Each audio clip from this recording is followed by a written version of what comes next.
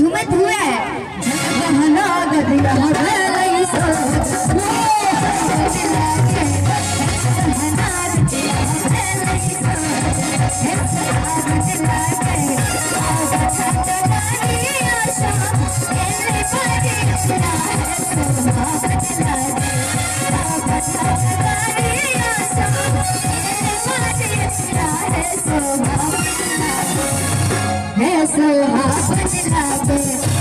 सकियो झूठ में जनगहना गदिया भलई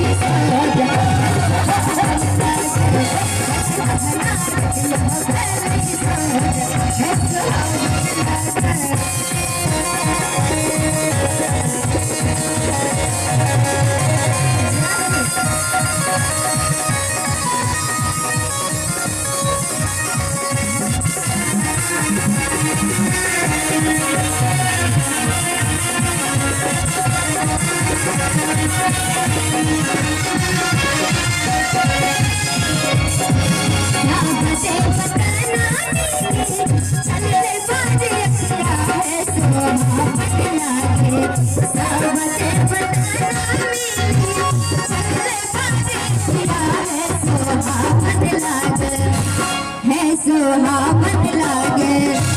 है सुहावन लागे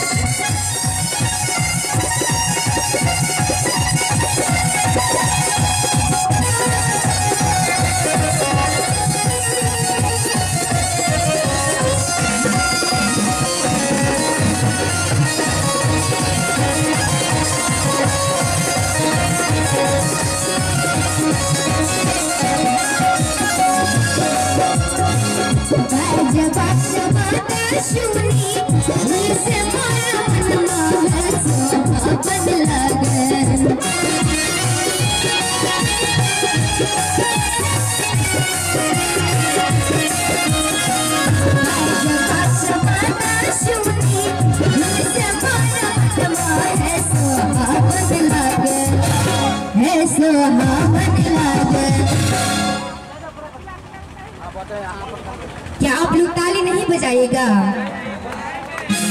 कहा जाता है सागर की गहराई बढ़ जाएगी, पर्वत की ऊंचाई बढ़ जाएगी। सागर की गहराई बढ़ जाएगी, पर्वत की ऊंचाई बढ़ जाएगी। अगर लगा लेंगे दूल्हे सरकार का जयकारा तो इस महीने का कमाई बढ़ जाएगी, कमाई बढ़ जाएगी। लड़का के बाबू तरफ से खूब बढ़िया दक्षिणा आए हैं तो हम एगो एक लाइन बस कहा चढ़ उनका ध्यान दो गोरख बाबू के कोई छे अगर माई मर बाप पर बैठले गुरुना की करैया ध्यान दो गोरख के बाबू के कोई छे अगर माई गरुआ के बाबू देखू की करैया की करैया